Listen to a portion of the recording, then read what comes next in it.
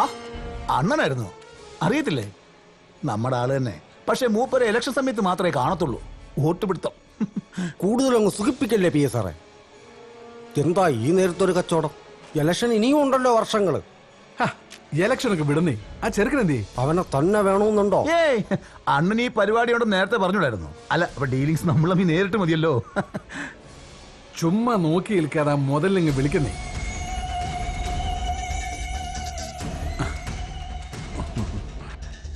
എന്നാലും എന്റെ കൊച്ചേ, നീ വല്ലാണ്ടങ്ങ് കറക്കി കളഞ്ഞു കേട്ടോ. അപ്പൊ ബാക്കി സെറ്റിൽമെന്റ് ഒക്കെ എങ്ങനെയാ? അതൊക്കെ അവനുമായിട്ട് തന്നെ നടത്തിയാൽ മതി. എന്നിട്ട് ആ കഴിവേറി എന്തിയേ?